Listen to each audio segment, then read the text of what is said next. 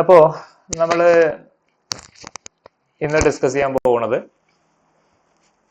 പ്രധാനപ്പെട്ട രണ്ടാമത്തെ heads of income ആയിട്ടുള്ള ഇൻകം ഫ്രം ഹൗസ് പ്രോപ്പർട്ടി ആണ് അല്ലെ. നമ്മൾ തുടക്ക ക്ലാസ്സിൽ പറഞ്ഞിട്ടുണ്ടായിരുന്നു നമ്മൾ ഇൻകം ടാക്സ് കൊടുക്കുന്നത് ടോട്ടൽ ഇൻകത്തിന്റെ മുകളിലാന്ന് പറഞ്ഞിട്ടുണ്ടായിരുന്നു അല്ലെ. ടോട്ടൽ ഇൻകം കാൽക്കുലേറ്റ് ചെയ്യണം. എങ്ങനെ ടോട്ടൽ ഇൻകം കാൽക്കുലേറ്റ് ചെയ്യുക, അല്ലെങ്കിൽ ഗ്രോസ് ടോട്ടൽ ഇൻകം എങ്ങനെയാ ഫൈൻഡ് ഔട്ട് ചെയ്യുക, എങ്ങനെയാണ് ഗ്രോസ് ടോട്ടൽ ഇൻകം കാൽക്കുലേറ്റ് ചെയ്യുക എന്ന് പറഞ്ഞേ. ഒന്ന് രണ്ടൊരു ക്വസ്റ്റ്യൻസ് ചോദിക്കട്ടെ ഞാൻ. എങ്ങനെയാണ് ഗ്രോസ് ടോട്ടൽ ഇൻകം നമ്മൾ ഫൈൻഡ് ഔട്ട് ചെയ്യുക? ആർക്കെങ്കിലും ഓർമ്മ ഉണ്ടോ?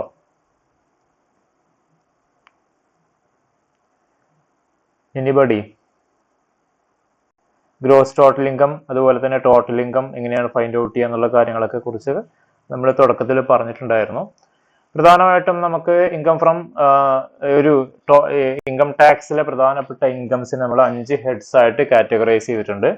അതിൽ പ്രധാനപ്പെട്ട ഒന്നാണ് ഈ 5 നമ്മൾ കാറ്റഗറൈസ് ചെയ്തത്. ഒന്ന് ഇൻകം ഫ്രം സാലറി ആയിരുന്നു. ഇൻകം ഫ്രം സാലറി നമ്മൾ ഓൾറെഡി കംപ്ലീറ്റ് ചെയ്തതാണ് കഴിഞ്ഞ ക്ലാസ്സോട് കൂടി. പിന്നെ വരുന്നത് ഇൻകം ഫ്രം ഹൗസ് പ്രോപ്പർട്ടി ആണ്.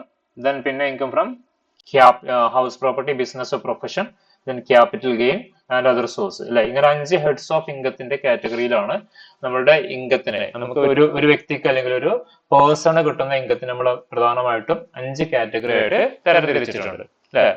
ദെൻ അതിലെ സെക്കൻഡ് വൺ ആണ് ഈ പറയുന്ന ഇൻകം ഫ്രം ഹൗസ് പ്രോപ്പർട്ടി എന്ന് പറയുന്നത്.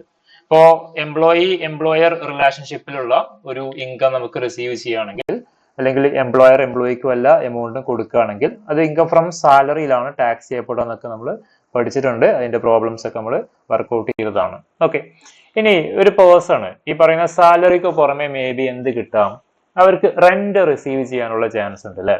അവർ വല്ല ബിൽഡിങ്സോ അല്ലെങ്കിൽ വല്ല വീടോ കാര്യങ്ങളൊക്കെ അവർ വാടകയ്ക്ക് കൊടുത്തു കഴിഞ്ഞാൽ സ്വാഭാവികമായിട്ടും അവർക്ക് എന്ത് കിട്ടാനുള്ള ചാൻസ് ഉണ്ട്, അവർക്ക് റെന്റ് എന്ന് പറയുന്ന രീതിയിലുള്ള ഒരു വരുമാനം അവർക്ക് കിട്ടാറുണ്ട്. ഇതാ നമുക്കറിയാം നമ്മുടെയൊക്കെ നാട്ടിലൊക്കെ ഒരുപാട് ബിൽഡിങ്ങുകളൊക്കെ, പീഡിക റൂമുകൾ, അതുപോലെ തന്നെ വലിയ ഷോപ്പിംഗ് മാളുകളൊക്കെ നമ്മൾ എന്ത് ചെയ്യാറുണ്ട്, വാടകയ്ക്ക് കൊടുത്ത് അത് യൂസ് ചെയ്യുന്നവരൊക്കെ ഉണ്ട് അല്ലെ. അതിന്റെ ഓണേഴ്സിന് എന്ത് കിട്ടും, അത് മന്ത്ലി അല്ലെങ്കിൽ എത്രയാണോ അവർ പറഞ്ഞിട്ടുള്ള ടേംസ് ഓഫ് അഗ്രിമെന്റ് അത് പ്രകാരം ഒരു എമൗണ്ട് എന്ത് ചെയ്യും, അവർക്ക് ഈ പറഞ്ഞ പോലെ ഈ ഒരു ബിൽഡിങ്ങിന്റെ റെന്റ് ആയിട്ട് അവർക്ക് റിസീവ് ചെയ്യും. ഓക്കെ, ദെൻ അതിപ്പോ നമുക്ക് പരിചയം എക്സാമ്പിൾ ആയിട്ട് വേണമെങ്കിൽ പറയാം, വീടൊക്കെ വാടക കൊടുക്കുന്ന ആൾക്കാരൊക്കെ ഉണ്ടാവാം അല്ലെ. ഒന്നിലധികം വീടുകളൊക്കെ ഉണ്ടെങ്കിൽ അതെന്ത് ചെയ്യും, അതിലൊന്നിനെ അവർ താമസിക്കുന്നുണ്ടാവാം, മറ്റൊന്ന് അവർ ചിലപ്പോൾ അത് വാടക കൊടുക്കുന്നുണ്ടാവാം. അങ്ങനെ വാടകയ്ക്ക് കൊടുത്തു കഴിഞ്ഞാൽ അവർക്ക് വല്ല വരുമാനവും കിട്ടുകയാണെങ്കിൽ ആ വരുമാനം ഈ പറയുന്ന ഹെഡിലാണ് ടാക്സ് ചെയ്യപ്പെടുക. ഇൻകം ഫ്രം ഹൗസ് പ്രോപ്പർട്ടി എന്ന് പറയുന്ന ഹെഡിലാണ് അത് കാറ്റഗറൈസ് ചെയ്യുക. എന്നിട്ട് ഈ പറയുന്ന ഈ ഒരു ഹെഡിലായിരിക്കും അത് ടാക്സ് കാൽക്കുലേറ്റ് ചെയ്യപ്പെടുക. ഓക്കെ, സോ അതുമായിട്ട് ബന്ധപ്പെട്ട കുറച്ച് കാര്യങ്ങളാണ് നമുക്ക് ഈ ഒരു ഹെഡിൽ നമുക്ക് പഠിക്കാനുള്ളത്. ഇൻകം ഫ്രം ഹൗസ് പ്രോപ്പർട്ടി ആണ്, ഇൻകം ഫ്രം ഹൗസ് പ്രോപ്പർട്ടി.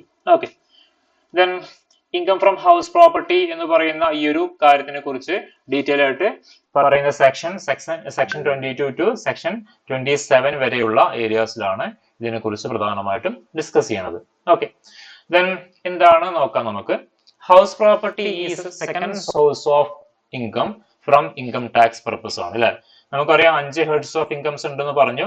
അതിലെ സെക്കൻഡ് സോഴ്സ് ആണ്, 5 സോഴ്സസ് ആണ് നമുക്ക് പ്രധാനമായിട്ടുള്ളത്. അതിലെ സെക്കൻഡ് സോഴ്സ് ഓഫ് ഇൻകം ആണ് income from house property.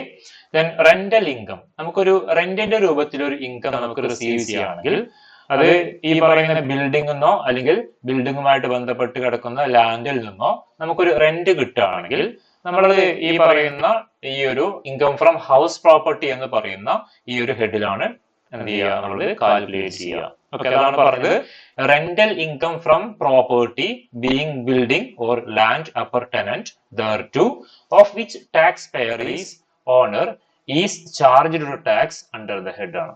Okay, അതായത് ഒരു റെന്റൽ ഇൻകം നമുക്കൊരു പ്രോപ്പർട്ടിന്ന്, ആ പ്രോപ്പർട്ടി എന്ന് പറഞ്ഞാൽ ബിൽഡിങ്ങോ അല്ലെങ്കിൽ ബിൽഡിങ്ങുമായിട്ട് ബന്ധപ്പെട്ട് കിടക്കുന്ന സ്ഥലമോ. ഓക്കെ, അപ്പർ ടെനന്റ് മീൻസ് അതുമായിട്ട് അല്ലെങ്കിൽ ചുറ്റുഭാഗമുള്ള ലാൻഡിനെയാണ്. ഇവിടെ അപ്പർ ടെനന്റ് മീൻസ് എന്താണ്, അതുമായിട്ട് ചുറ്റിപ്പറ്റി കിടക്കുന്ന അല്ലെങ്കിൽ അതുമായിട്ട് അനുബന്ധപ്പെട്ട ലാൻഡ്. ഓക്കെ, അതിൽ നിന്നോ നമുക്ക് എന്തെങ്കിലും ഒരു റെന്റൽ ഇൻകം കിട്ടുകയാണ്.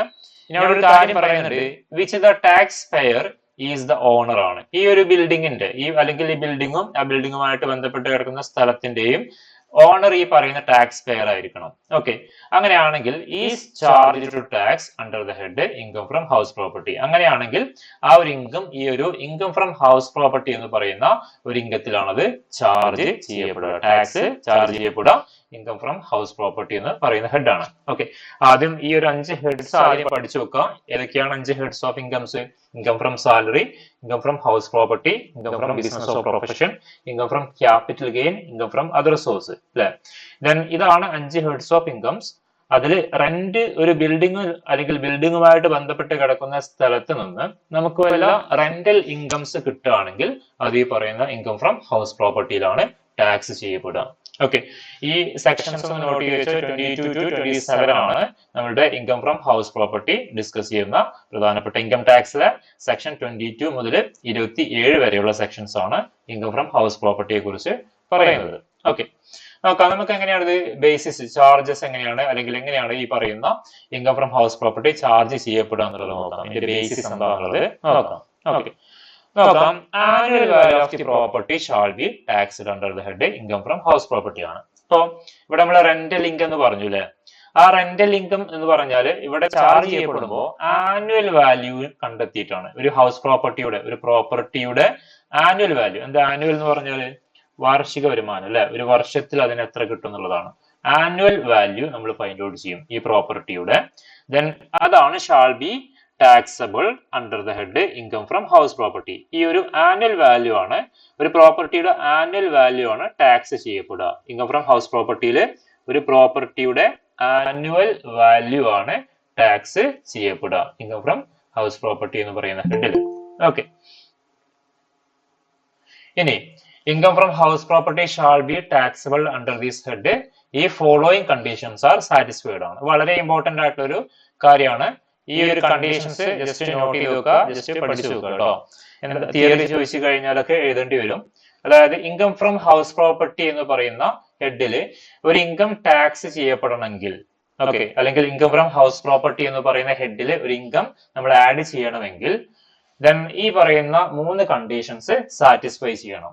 അതിൽ ഒന്നാമത്തെ കണ്ടീഷൻ ആണ് the house property should consist of any building or land appurtenant thereto ആണ്. ഓക്കെ, അതായത് ഈ ഹൗസ് പ്രോപ്പർട്ടി എന്ന് പറയുന്നത് അല്ലെങ്കിൽ ഈ പ്രോപ്പർട്ടി എന്ന് പറയുന്നത് എന്തെങ്കിലും ബിൽഡിങ്ങോ അല്ലെങ്കിൽ ആ ബിൽഡിങ്ങുമായിട്ട് ബന്ധപ്പെട്ട് കിടക്കുന്ന ലാൻഡോ ആയിരിക്കണം. Okay, any buildings or land upper tenant. ഈ അപ്പർ ടെനന്റ് എന്ന് പറഞ്ഞാൽ അതുമായിട്ട് അനുബന്ധപ്പെട്ട് കിടക്കുന്ന എന്നുള്ള മീനിങ് ആണ്. Okay, upper tenant means related എന്നുള്ള മീനിങ് ആട്ടോ. ഏതുമായിട്ട് റിലേറ്റഡ് ആണ്? ഈ പറയുന്ന ബിൽഡിങ്ങുമായിട്ട് ബന്ധപ്പെട്ടില്ല. നമുക്കറിയാം, നമ്മൾ പീഡിക റൂം നമ്മൾ വാടക കൊടുക്കുകയാണെങ്കിൽ, ഒരു കടമുറി നമ്മൾ വാടക കൊടുക്കുകയാണെങ്കിൽ സ്വാഭാവികമായിട്ടും അതിന്റെ മുമ്പിലുള്ള സ്ഥലവും എന്ത് ചെയ്യും അല്ലെ, അത് ഈ വാടകക്കാരന് നമ്മൾ കൊടുക്കേണ്ടി വരും. സോ അതൊക്കെ പാടെ കൂട്ടിയിട്ടാണ് എന്ത് ചെയ്യുക, നമ്മൾ ഈ റെന്റ് വാങ്ങുക. ഇപ്പൊ ചിലപ്പോൾ നമ്മളൊരു ഹൗസ് പ്രോപ്പർട്ടി വാടക കൊടുക്കുകയാണ്, ഒരു വീട് നമ്മൾ വാടക കൊടുക്കുകയാണെങ്കിൽ അതിന്റെ മുറ്റം അതുമായിട്ട് ബന്ധപ്പെട്ട കാര്യങ്ങളൊക്കെ അല്ലെ. അപ്പൊ ആ ഒരു വീട് നിൽക്കുന്ന ആ ഒരു തൊടു എന്താ പറയാ ആ സ്ഥലം ഒക്കെ പാടെയാണ് നമ്മൾ റെന്റിന് കൊടുക്കുക. ഓക്കെ, അതിനൊക്കെ പാടെ ഉള്ള ഒരു റെന്റ് ആയിരിക്കും ഈ പറയുന്ന ഹൗസ് ഓണർ വാങ്ങുന്നുണ്ടാവുക. സോ ഈ പ്രോപ്പർട്ടി എന്ന് പറഞ്ഞാൽ ഏതെങ്കിലും ബിൽഡിങ്സോ എനി ബിൽഡിംഗ് ഓർ ലാൻഡ് അപ്പർട്ടനന്റ്, ഈ പറയുന്ന ഇൻകം കിട്ടുന്നത് ഈ ഒരു ബിൽഡിംഗ് നിന്നോ അല്ലെങ്കിൽ ആ ബിൽഡിങ്ങുമായിട്ട് ബന്ധപ്പെട്ട് കിടക്കുന്ന ലാൻഡിൽ നിന്നോ ആയിരിക്കണം. അങ്ങനെയാണെങ്കിൽ ഒന്നാമത്തെ കണ്ടീഷൻ അതാണ്. ഇനി രണ്ടാമത്തെ പറയുന്നത് tax payer should be the owner of the property ആണ്. നമ്മളിവിടെ ഈ പറഞ്ഞ ബിൽഡിംഗ് ഇല്ലേ, ആ ബിൽഡിങ്ങിന്റെ അല്ലെങ്കിൽ ആ പറയുന്ന അതുമായിട്ട് ബന്ധപ്പെട്ട് കിടക്കുന്ന സ്ഥലത്തിന്റെ ഓണർ ആരായിരിക്കണം? നമ്മുടെ ഈ ടാക്സ് പെയർ തന്നെയായിരിക്കണം. ആരാണോ ടാക്സ് എടുക്കുന്ന ആള് അയാളുടെ പേരിലുള്ള ഈ പറയുന്ന പ്രോപ്പർട്ടിയിൽ നിന്നായിരിക്കണം അയാൾക്ക് എന്ത് കിട്ടേണ്ടത്? ഈ പറയുന്ന ഈ ഒരു ഇൻകം കിട്ടേണ്ടത്. മനസ്സിലായോ? അപ്പോ എക്സാമ്പിൾ പറയുകയാണെങ്കിൽ ഇപ്പൊ ഞാന് എന്റെ പേരിൽ ഒരു ബിൽഡിംഗ് ഉണ്ടെന്ന് വിചാരിക്കാം. അപ്പൊ വലിയൊരു ബിൽഡിംഗ് ആണ്. ആ ബിൽഡിംഗ് എന്റെ പേരിലുള്ളതാണ്. അത് ഞാൻ എന്ത് ചെയ്തു? വാടക കൊടുത്തു. ഓക്കെ, ഞാൻ ഒരാൾക്ക് റെന്റിന് കൊടുത്തു. ഒരുപാട് റൂമുകളുള്ള ഒരു ബിൽഡിംഗ് ആണ്. ഒക്കെ ആ വാടക എടുത്ത ആള് ചെയ്യാണ്. അത് അയാള് ഓരോരുത്തർക്കും ഓരോ റൂമായിട്ട് വീണ്ടും വാടക കൊടുക്കുകയാണ്. ഓക്കെ, അപ്പോ ഈ ആദ്യം എന്റെ കയ്യിൽ നിന്ന് വാടക എടുത്ത ആൾ എന്ത് ചെയ്യും? അത് എനിക്ക് എന്ത് ചെയ്യും? ഒരു റെന്റ് തരും. അയാള് എനിക്കൊരു റെന്റ് തരും അല്ലെ. ആ റെന്റ് എനിക്ക് ഇൻകം ഫ്രം ഹൗസ് പ്രോപ്പർട്ടിയിൽ ടാക്സ് ചെയ്യപ്പെടും. കാരണം അത് കിട്ടുന്നത് ഒരു ലാൻഡിൽ നിന്ന് അല്ലെങ്കിൽ ഈ ബിൽഡിംഗ് നിന്നാണ്. ഈ പറയുന്ന ഈ ഒരു പ്രോപ്പർട്ടി എന്ന് പറയുന്ന ഒരു ബിൽഡിംഗ് ആണ് അല്ലെ. സോ അതുകൊണ്ട് മാത്രമല്ല ഈ പറഞ്ഞ ബിൽഡിങ്ങിന്റെ ഓണർ ആരാണ്? ഞാൻ തന്നെയാണ്. സോ എനിക്ക് അതിൽ നിന്ന് ഇൻകം കിട്ടുകയാണെങ്കിൽ, ഈ റെന്റ് ആയിട്ട് എനിക്ക് എല്ലാ ഇൻകംസും കിട്ടുകയാണെങ്കിൽ അത് ഇൻകം ഫ്രം ഹൗസ് പ്രോപ്പർട്ടിയിൽ ടാക്സ് ചെയ്യപ്പെടും. ഓക്കെ. ഇനി എന്റെ കയ്യിൽ നിന്ന് ഈ റെന്റിന് എടുത്ത വ്യക്തി ഈ പറയുന്ന ബിൽഡിങ്ങിനെ വീണ്ടും മറ്റുള്ള ആളുകൾക്ക് എന്ത് ചെയ്യാണ്, വാടക കൊടുക്കുകയാണ്. ഓക്കെ. അങ്ങനെ കൊടുക്കുന്നതിനെ പറയുന്ന പേരാണ് സബ്ലെറ്റിംഗ് എന്ന് പറയും. നമുക്ക് പഠിക്കാനുണ്ട്, ആ സമയത്ത് ഞാൻ ചെയ്യാം ഡീറ്റെയിൽ ആയിട്ട്. ഓക്കെ. അതായത് റിയൽ ഓണർ ഈ പറയുന്ന ബിൽഡിങ് വാടകയ്ക്ക് കൊടുക്കുന്നതിനെ പറയുന്ന പേരാണ് ലെറ്റ് ഔട്ട് ചെയ്യുക എന്ന് പറയും. വാടകയ്ക്ക് കൊടുക്കാനുള്ളതിന്റെ ഇംഗ്ലീഷ് മീനിങ് ഒരു വേർഡാണ് ലെറ്റ് ഔട്ട് ചെയ്യുക എന്ന് പറയും. വാടകയ്ക്ക് കൊടുക്കുകയാണ്. ഓക്കെ. ദെൻ അതിനെ വീണ്ടും ആ വാടകക്കാരന്റെ പേരാണ് ടെനന്റ് എന്നാണ് പറയുന്നത്. ടെനന്റ് എന്നാണ് വാടകക്കാരന് പറയുന്ന പേര്. ഓക്കെ. ഈ ടെനന്റ് എന്ത് ചെയ്യാണ്, വീണ്ടും ഇത് മറ്റുള്ള ആളുകൾക്ക് വാടക കൊടുക്കുകയാണ്. ഓക്കെ. അങ്ങനെ വാടക കൊടുത്തു കഴിഞ്ഞാൽ അതിനെ പറയുന്ന പേരാണ് എന്ത്, ഈ സബ്ലെറ്റിംഗ് എന്ന് പറയും. സബ്ലെറ്റിംഗ് ആദ്യം ലെറ്റ് ഔട്ട് ചെയ്ത് വീണ്ടും ലെറ്റ് ഔട്ട് ചെയ്യാണ്. അപ്പൊ അവിടെ ആ വാടകക്കാരന് എന്ത് ചെയ്യും, ആരാണോ അത് അയാളെ കയ്യിൽ നിന്ന് വാടകയ്ക്ക് എടുത്തത് അയാൾ എന്ത് ചെയ്യും, അയാൾക്ക് റെന്റ് കിട്ടും. ആ വാടകയ്ക്ക് എടുത്ത ആൾക്കാരുടെ കയ്യിൽ നിന്ന് എന്ത് ചെയ്യും, എന്റെ കയ്യിൽ നിന്ന് വാടകയ്ക്ക് വാങ്ങിയ ആൾക്ക് പൈസ കിട്ടും, അല്ലെ? പക്ഷെ അയാളാണോ ആ ബിൽഡിങ്ങിന്റെ യഥാർത്ഥ ഓണർ? അല്ല, യഥാർത്ഥ ഓണർ ഞാനാണ്, അല്ലെ? സ്വാഭാവികമായിട്ടും ഈ പറയുന്ന ഇൻകം ടാക്സിൽ അയാൾക്ക് കിട്ടുന്ന റെന്റ് ഇൻകം ഫ്രം ഹൗസ് പ്രോപ്പർട്ടിയിൽ ടാക്സ് ചെയ്യപ്പെടില്ല. കാരണം ആ ബിൽഡിങ്ങിന്റെ ഓണർ അയാളല്ല. പക്ഷെ അത് ടാക്സ് ചെയ്യപ്പെടും, അത് ഇൻകം ഫ്രം അതർ സോഴ്സിലാണ് ടാക്സ് ചെയ്യപ്പെടുക കേട്ടോ. ഞാൻ ഒരു എക്സാമ്പിൾ മാത്രം പറഞ്ഞാണ്. ഓക്കെ. അപ്പൊ രണ്ടാമത്തെ കണ്ടീഷൻ എന്ന് പറഞ്ഞാൽ ഇതാണ്, ടാക്സ് പെയർ ആയിരിക്കണം ഈ പറയുന്ന പ്രോപ്പർട്ടിയുടെ ഓണർ. സോ ഓണർ എന്ന് പറഞ്ഞാൽ 3 രീതിയിൽ വരുന്നുണ്ട്. ലീഗൽ ഓണർ വരുന്നുണ്ട്, ബെനിഫിഷ്യൽ ഓണർ വരുന്നുണ്ട്, അതുപോലെ ഡീംഡ് ഓണർ ഒക്കെ വരുന്നുണ്ട് കേട്ടോ. ഓക്കെ, ഞാൻ പിന്നീട് പറഞ്ഞുതരാം. ഓക്കെ. അപ്പോ 2 കണ്ടീഷൻസ് ആയി. ഒന്ന്, ഈ പറയുന്ന പ്രോപ്പർട്ടി എന്ന് പറയുന്നത് എന്തായിരിക്കണം, എന്തെങ്കിലും ബിൽഡിങ്ങോ അല്ലെങ്കിൽ ആ ബിൽഡിങ്ങുമായിട്ട് ബന്ധപ്പെട്ട് കിടക്കുന്ന ലാൻഡ്. രണ്ടാമത്തത് ഈ പറയുന്ന ടാക്സ് പെയർ തന്നെയായിരിക്കണം ഇതിന്റെ ഓണർ എന്ന് പറയുന്നത്. ഓക്കെ. ദെൻ മൂന്നാമത്തത്, house property should not be used for the purpose of business or profession carried on by the tax payer ആണ്. അതായത് ഈ ടാക്സ് പെയറുടെ ബിസിനസിനോ പ്രൊഫഷനോ വേണ്ടിയിട്ട് യൂസ് ചെയ്യുന്ന ബിൽഡിംഗ് ആയിരിക്കാൻ പാടില്ല. പ്രോപ്പർട്ടി നമ്മൾ എന്ത് ചെയ്യാൻ പാടില്ല, should not used for the purpose of business or profession carried on by the tax payer ആണ്. ഈ ടാക്സ് പെയർ നടത്തിക്കൊണ്ടു പോകുന്ന ഒരു ബിസിനസിനോ പ്രൊഫഷനോ വേണ്ടിയിട്ട് ആയിരിക്കരുത് ഈ ബിസിനസ്, ഈ ഒരു ബിൽഡിംഗ്, ഈ പ്രോപ്പർട്ടി യൂസ് ചെയ്യുന്നത്. മനസ്സിലായോ? അപ്പൊ ഇങ്ങനെ ഈ ഒരു 3 കണ്ടീഷൻസ് സാറ്റിസ്ഫൈ ചെയ്യുകയാണെങ്കിൽ ആ റെന്റൽ ഇൻകം ഫ്രം ഹൗസ് പ്രോപ്പർട്ടിയിൽ എന്ത് ചെയ്യും, ടാക്സ് ചെയ്യപ്പെടും. മനസ്സിലായെന്ന് വിചാരിക്കുന്നു. ഇനി അടുത്ത സ്ലൈഡിലോട്ട് പോകട്ടോ. ഇനി നമുക്കിവിടെ എല്ലാ ഇൻകംസും എന്തല്ല, ഈ പറഞ്ഞ പോലെ നമുക്ക് ഇൻകം ഫ്രം ഹൗസ് പ്രോപ്പർട്ടിയിൽ ടാക്സ് ചെയ്യപ്പെടുന്നില്ല. അതുപോലെ കുറച്ച് ഐറ്റംസ് നമുക്ക് എക്സംപ്റ്റഡ് ആണ്. ഇൻകം ഫ്രം ഹൗസ് പ്രോപ്പർട്ടിയിൽ എക്സംപ്റ്റഡ് ആയിട്ടുള്ള കുറച്ച് ഇൻകംസ് ഉണ്ട്. ഓക്കെ, നമുക്കത് നോക്കാം. ഫസ്റ്റ് ആണ് പറയുന്നത്, വളരെ ഇമ്പോർട്ടന്റ് ആണ്. ഇത് 5 മാർക്കിനൊക്കെ തിയറി ചോദിക്കുന്ന ഒരു ക്വസ്റ്റ്യൻ ആണ് കേട്ടോ. എക്സംപ്റ്റഡ് ഹൗസ് പ്രോപ്പർട്ടി ഇൻകം ആണ്. അതായത് ഹൗസ് പ്രോപ്പർട്ടി ഇൻകം ആണ്, പക്ഷെ അത് എക്സംപ്റ്റഡ് ആണ്. മനസ്സിലായല്ലോ? ഹൗസ് പ്രോപ്പർട്ടി ഇൻകത്തിൽ വരും, പക്ഷെ അത് എക്സംപ്റ്റഡ് ആണ്, അത് ഒഴിവാക്കിയിട്ടുണ്ട്. ഓക്കെ, എക്സംപ്റ്റഡിനെ കുറിച്ച് പറയുന്ന സെക്ഷൻ ഒക്കെ അറിയാലോ. സെക്ഷൻ 10 എക്സംപ്റ്റഡ് ഇൻകത്തിനെ കുറിച്ച് പറയുന്നത്. അവിടെ ഹൗസ് പ്രോപ്പർട്ടി ഇൻകത്തിന്റെ എക്സംപ്ഷനെ കുറിച്ചൊക്കെ ഡീറ്റെയിൽ ആയിട്ട് പറയുന്നുണ്ട്. ഓക്കെ, അതിൽ ഒന്നാമത്തത് income from farm house connected with agriculture ആണ്. ഓക്കെ, അതായത് ഇപ്പോൾ ഒരു അഗ്രികൾച്ചറൽ ആക്ടിവിറ്റിയുമായിട്ട് ബന്ധപ്പെട്ട് കിടക്കുന്ന ഏതെങ്കിലും ഒരു ഫാം ഹൗസ് ഉണ്ടെങ്കിൽ ആ ഫാം ഹൗസിൽ നിന്ന് കിട്ടുന്ന ഇൻകം നമുക്ക് എന്താണ്, എക്സംപ്റ്റഡ് ആണ്. അതെന്ത് ചെയ്യണ്ട, നമ്മള് ഈ പറയുന്ന ഇൻകം ഫ്രം ഹൗസ് പ്രോപ്പർട്ടിയിൽ ടാക്സ് ചെയ്യപ്പെടേണ്ട ഇൻകം അല്ല, അത് ഒഴിവാക്കിയിട്ടുണ്ട്. ഓക്കെ, എക്സാമ്പിൾ പറയുകയാണെങ്കിൽ ഒരു വലിയ കൃഷിയിടമാണ്. ആ കൃഷിയിടത്തിന്റെ നടുക്കൊരു ഫാം ഹൗസ് ഉണ്ട്.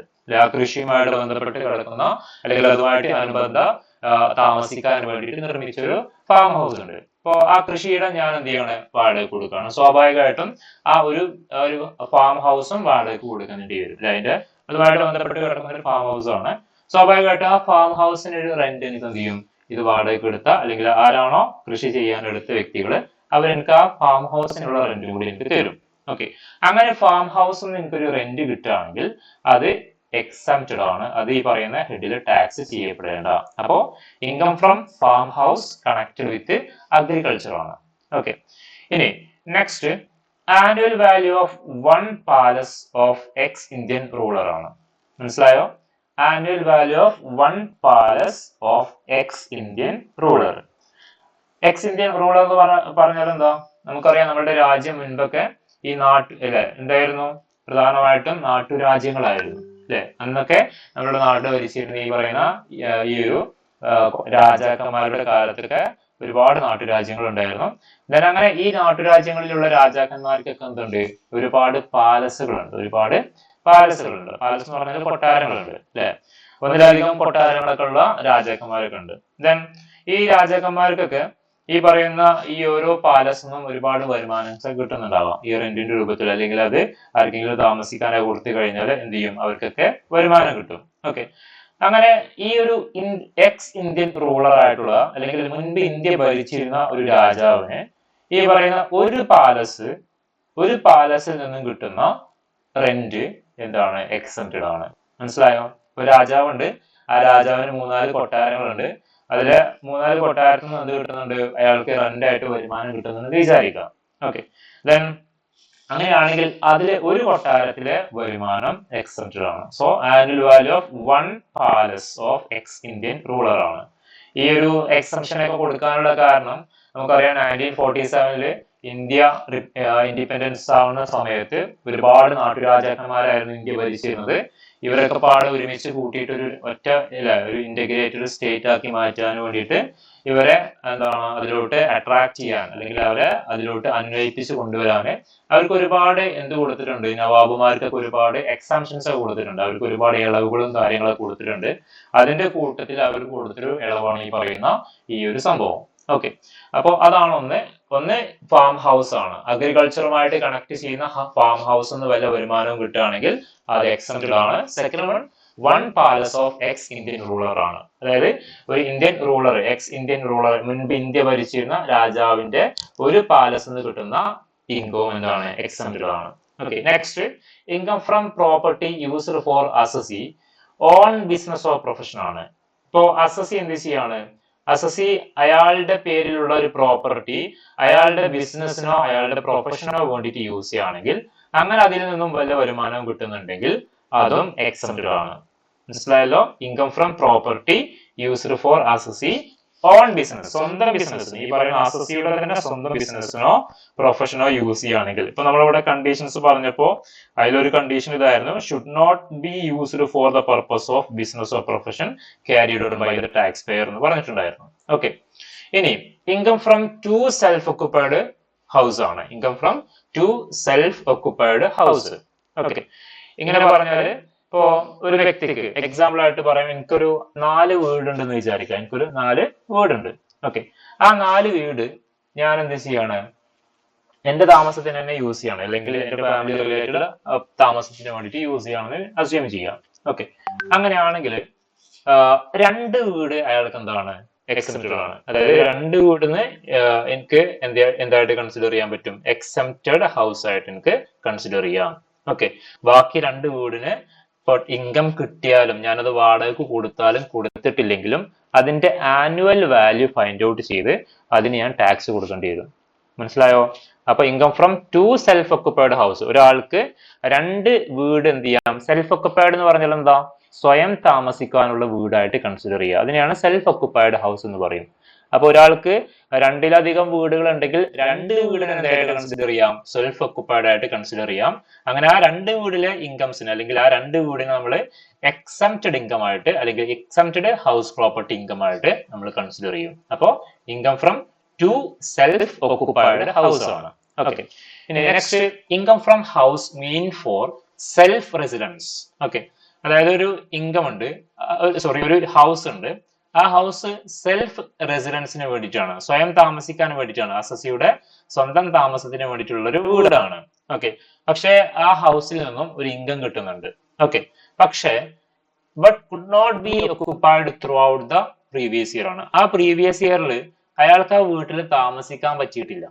ഓക്കെ, കാരണം അക്കൗണ്ട് ഓഫ് ഹിസ് സർവീസ് ആണ്. ഇയാളുടെ ജോലി കാരണത്താലോ അയാളുടെ ബിസിനസ് കാരണത്താലോ അയാളുടെ പ്രൊഫഷൻ കാരണത്താലോ അയാൾ മറ്റൊരു പ്ലേസിലാണ് അയാൾ വർക്ക് ചെയ്യണത്, അല്ലെങ്കിൽ അയാളുടെ ബിസിനസ് മറ്റൊരു പ്ലേസിലാണ്, ഈ വീട് നിൽക്കുന്നത് വേറെ സ്ഥലത്തും, ഇയാൾ ജോലി അല്ലെങ്കിൽ അയാളുടെ ബിസിനസ് അല്ലെങ്കിൽ അയാളുടെ സർവീസ് വേറെ സ്ഥലത്തുമാണ്.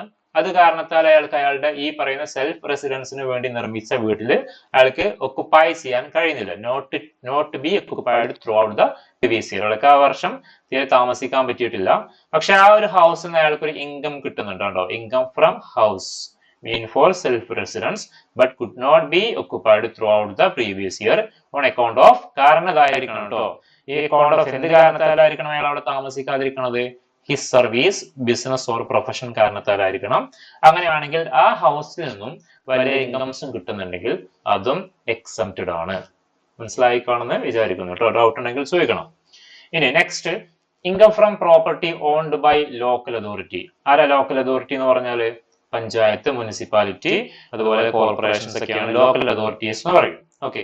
അതുപോലെ political party, trade unions, charitable trust, hospital, games or sports association, development authority, അതുപോലെ യൂണിവേഴ്സിറ്റി, കോളേജസ്. ഓക്കെ. ഇങ്ങനെയുള്ള സ്ഥാപനങ്ങൾക്കൊക്കെ എന്തുണ്ടാവാം? പല ബിൽഡിങ്ങുകൾ ഉണ്ടാവാം അല്ലെ? അതൊക്കെ ചിലപ്പോൾ അവർ വാടക കൊടുക്കുന്നുണ്ടാവാം. നമ്മുടെ നാട്ടിലേക്കുള്ള പൊളിറ്റിക്കൽ പാർട്ടീസിനൊക്കെ ചിലപ്പോൾ വലിയ ബിൽഡിങ്സ് ഉണ്ടാവാം. ട്രേഡ് യൂണിയൻസിന് വലിയ ബിൽഡിങ്ങുകൾ ഉണ്ടാവാം. അതുപോലെ ഒരുപാട് ചാരിറ്റബിൾ ട്രസ്റ്റുകളൊക്കെ ഉണ്ട് അല്ലെ? നമ്മുടെ യതീംഖാന പോലുള്ള അങ്ങനെയുള്ള ഒരുപാട് ചാരിറ്റബിൾ ട്രസ്റ്റുകൾ, ഹോസ്പിറ്റലുകൾ, ഗെയിംസ് ഓർ സ്പോർട്സ് അസോസിയേഷൻസ് ഉണ്ട്. ഇങ്ങനെ ഒരുപാട് സ്ഥാപനങ്ങളുണ്ട് അല്ലെ? ഈ പറയുന്ന കാറ്റഗറിയിൽ വരുന്ന സ്ഥാപനങ്ങൾക്ക്, കോളേജുകളോ യൂണിവേഴ്സിറ്റികൾക്കൊക്കെ വല്ല ബിൽഡിങ്ങും അവർ വാടക കൊടുക്കുകയാണ്. അങ്ങനെ വാടക കൊടുത്തു കഴിഞ്ഞാൽ സ്വാഭാവികമായിട്ടും അവർക്ക് എന്ത് കിട്ടും? റെന്റ് കിട്ടും അല്ലെ? അങ്ങനെ കിട്ടുന്ന റെന്റ് എക്സംപ്റ്റഡ് ആണ്. മനസ്സിലായോ? അതായത് ഈ പറയുന്ന കാറ്റഗറിയിൽ വരുന്ന ആളുകളുടെ ഈ പറയുന്ന income from house property income എന്താണ്? എക്സംപ്റ്റഡ് ആണ്. ക്ലിയർ ആണെന്ന് വിചാരിക്കുന്നു.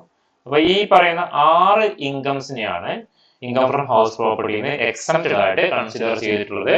5 മാർക്കിന് ചോദിക്കാവുന്ന ക്വസ്റ്റ്യൻസ് ആണ്. വളരെ ഇമ്പോർട്ടന്റ് ആണ്. നോട്ട് ചെയ്ത് വെച്ചു കേട്ടോ. ഞാൻ പറയുന്നത് കേൾക്കുന്നില്ലേ? ഓഡിബിൾ അല്ലേ? ഹലോ? ഓക്കെ. ഇനി നമുക്ക് നോക്കാം. ഇവിടെ പ്രധാനമായിട്ടും ഇവിടെയൊക്കെ ഡിസ്കസ് ചെയ്ത ഒരു കാര്യമുണ്ട്, നിങ്ങൾ നോട്ട് ചെയ്തോന്ന് അറിയില്ല. ആനുവൽ വാല്യൂ അല്ലെ? ആനുവൽ വാല്യൂ എന്ന് പറഞ്ഞിട്ടുണ്ട് ഇവിടെ. അതായത് റെന്റ് ആണ് നമുക്ക് പ്രോപ്പർട്ടിന്ന് കിട്ടുമെങ്കിലും നമ്മൾ ചാർജ് ചെയ്യപ്പെടുക ആനുവൽ വാല്യൂന്റെ മുകളിലാണ്. അപ്പൊ നമുക്ക് ആനുവൽ വാല്യൂ എങ്ങനെയാ ഫൈൻഡ് ഔട്ട് ചെയ്യാന്നുള്ളത് നോക്കണം. ഇപ്പൊ ഇവിടെ പറഞ്ഞ നേരത്തെ 2 സെൽഫ് ഒക്കുപൈഡ്. ഇപ്പൊ ഒരാൾക്ക് 4 വീടുണ്ടെങ്കിൽ 2 എണ്ണത്തിന് എന്താണ് 4 വീടും അയാൾ സ്വന്തം താമസത്തിനാണ് യൂസ് ചെയ്യണത്.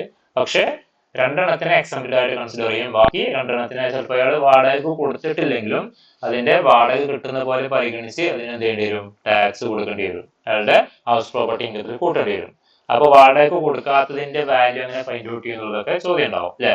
റെന്റ് കിട്ടണത് പിന്നെ എന്തായാലും സ്വാഭാവികമായിട്ടും റെന്റ് ഒരു ഇൻകം ആയിട്ട് നമുക്ക് അസ്യൂം ചെയ്യാം. അപ്പൊ ഇവിടെ നമുക്ക് പ്രധാനമായിട്ടും റെന്റൽ വാല്യൂസിനെ പല ടൈപ്സ് ആയിട്ട് ഡിവൈഡ് ചെയ്തിട്ടുണ്ട്. പ്രധാനമായിട്ടും 4 ടൈപ്സ് ഓഫ് റെന്റൽ വാല്യൂസ് ആണ് നമുക്ക് ഉള്ളത്. ഓക്കെ. അതിൽ പ്രധാനമായിട്ട് വരുന്നത് മുനിസിപ്പൽ റെന്റൽ വാല്യൂ ആണ്. Municipal rental value. Okay. Municipal rental value എന്ന് പറഞ്ഞാൽ MRV എന്ന് പറയും കേട്ടോ.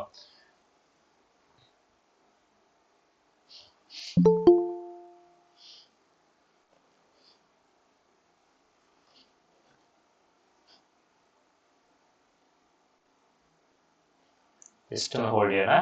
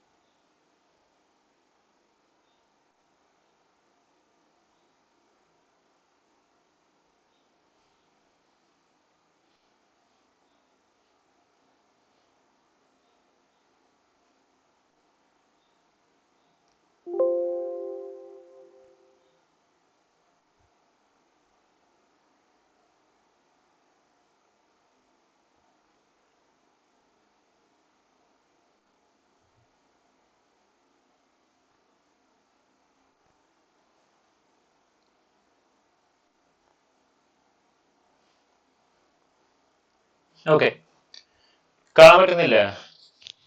Hello,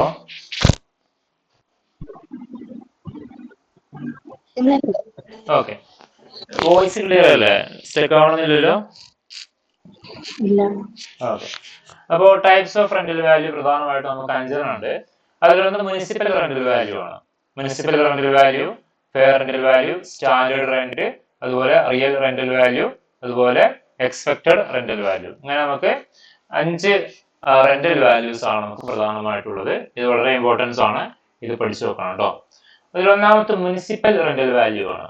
okay, municipal rental value എന്ന് പറഞ്ഞാൽ നമ്മളുടെ നമുക്കറിയാം, നമ്മളുടെ പഞ്ചായത്തിൽ നമ്മളൊക്കെ എന്ത് ചെയ്യുന്നുണ്ട്, ഓരോ വീടിനും നമ്മൾ റെന്റ് അടക്കുന്നത്, ടാക്സ് അടക്കുന്നുണ്ട് അല്ലെ?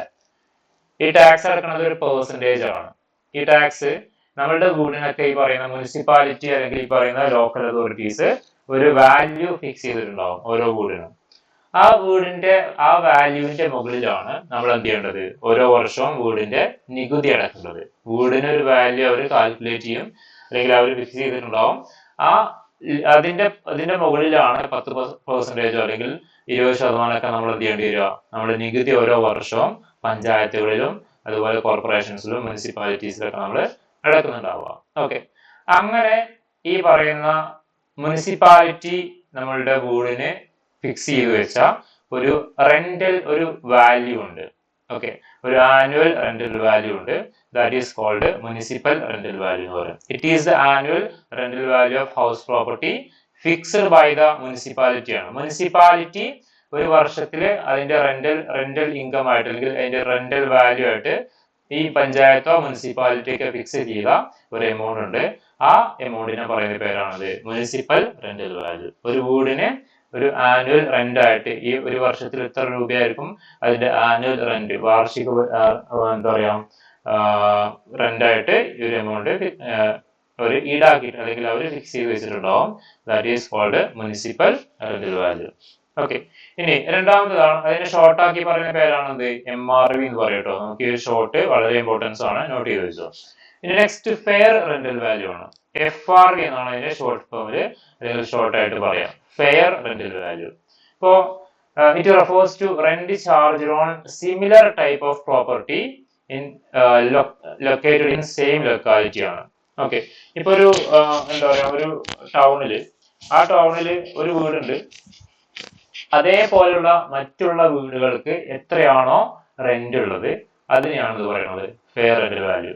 ഓക്കെ, അതായത് എനിക്കൊരു വീടുണ്ട് ഒരു ടൗണില്, അതേ ടൗണിൽ തന്നെ അതേപോലെയുള്ള വേറൊരു വീടുണ്ട് അവിടെ, ആ വീടിന് എത്രയാണോ അവിടെ വാങ്ങുന്ന റെന്റ് അതാണത് ഫെയർ റെന്റൽ വാല്യൂ എന്ന് പറയും. Okay, it refers to rent charge on similar type of property ആണ്. അതേപോലെയുള്ള പ്രോപ്പർട്ടിക്ക് ഒരേ ലൊക്കാലിറ്റി ആണോ, ഈ ലൊക്കാലിറ്റി മാറുന്നതിനനുസരിച്ച് എന്ത് ചെയ്യും, ഒരേ ബിൽഡിംഗ് ആണെങ്കിൽ തന്നെ അതിന്റെ ചാർജുകൾ മാറിക്കൊണ്ടിരിക്കും അല്ലെ?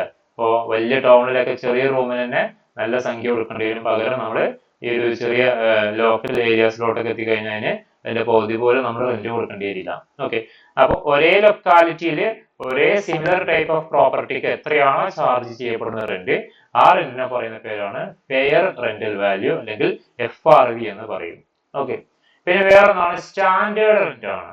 ഓക്കെ, നമ്മളുടെ ഈ പറയുന്ന ഹൗസ് പ്രോപ്പർട്ടി വാടക കൊടുക്കുന്നതിനുമായിട്ട് ബന്ധപ്പെട്ടൊക്കെ എന്തെങ്കിലും ഇഷ്യൂസ് ഒക്കെ ഉണ്ടെങ്കിൽ ആ ഇഷ്യൂസ് സോൾവ് ചെയ്യാൻ വേണ്ടി നിർമ്മിച്ച ഒരു ആക്ട് ഉണ്ട്. അതാണ് ഈ റെന്റ് കൺട്രോൾ ആക്ട് എന്ന് പറയും. ഓക്കെ, ആ റെന്റ് കൺട്രോൾ ആക്ട് ഒരു വീടിന് മാക്സിമം റെന്റ് വാല്യൂ ഫിക്സ് ചെയ്തിട്ടുണ്ട്.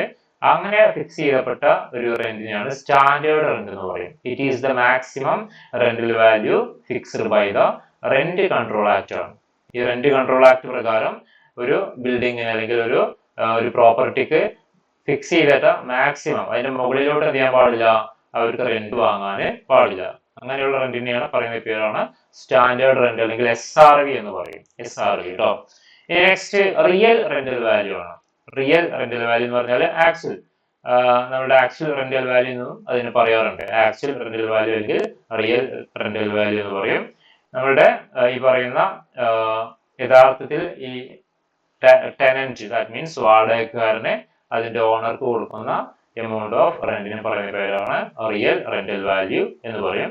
ഇനി ലാസ്റ്റ് ഒന്നാണ് എക്സ്പെക്ടഡ് റെന്റൽ വാല്യൂ എന്ന് പറയും. Expected rental value, that means ERV എന്നാണ് പറയാം. ദെൻ റീസണബിൾ റെന്റ് എന്നാണ് ഇതിനെ പറയാം. നമ്മള് സാധാരണ ഒരു എന്താ പറയാ റീസണബിളി നമ്മളിപ്പോ വാടകയ്ക്ക് കൊടുക്കുകയാണെങ്കിൽ എത്ര റെന്റ് വരെ അതിന് വാങ്ങാം എന്നുള്ളതാണ് ഇവിടെ റീസണബിൾ റെന്റ് ആയിട്ട് കൺസിഡർ ചെയ്യുന്നത്. So that is called expected rental value എന്ന് പറയും. ERV വളരെ ഇമ്പോർട്ടൻസ് ആണ്.